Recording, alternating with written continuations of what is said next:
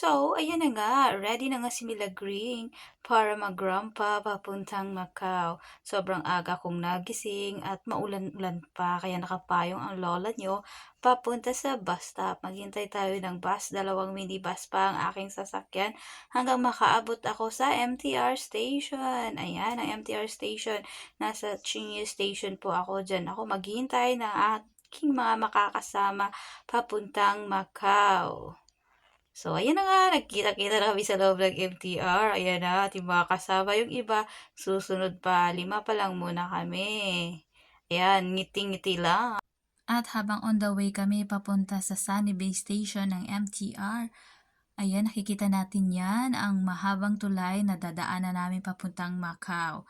Ayan, at dumating na po kami sa bus stop na kung saan ay maghahatid sa amin doon sa Hong Kong Port Zhuhai Macau Bridge kasama na ang mga barkada.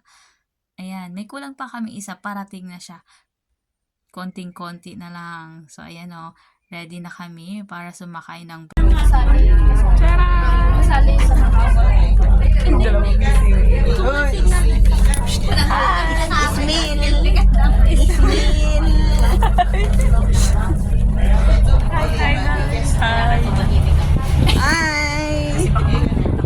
Asan yung isa? Doon sa dulo.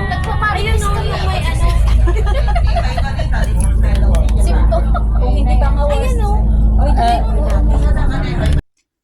Ayan, habang nasa biyahe kami, papunta sa Hong Kong Port Zhuhai Macau Bridge, makikita mo talaga yung mga magagandang tanawin na hindi usually nakikita namin dito sa Hong Kong. So, ayan, maraming mga sumisibol na mga matataas na gusali, mga high-rise building, nasa gilid ng karagatan. Grabe yung development nila. Ang gaganda, amazing. Napakaganda ng tanawin na sa gitna ng dagat. Akalain mong nakadevelop sila ng mahabang tulay na tatawid sa kabilang lugar. Ayan, magkamali ka lang talaga dyan ng liko. Ewan ko kung saan ka na mapapadpad. Amazing talaga yung mga strukturang nagagawa dito sa Hong Kong. Very progressive. Very amazing talaga. Ang galing. So, ayan. And, ayan na nga. We arrive dito na kami sa Hong Kong Port Passenger Hall Building.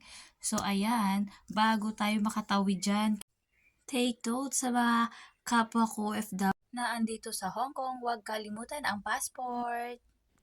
Ayan, we're ready na. Kaya pipila na kami dyan. At ayan na, nakapasok na kami sa cross-border boundary para sasakay ng shuttle bus papuntang Macau. So ayan na, we're very excited sa trip na to with friends.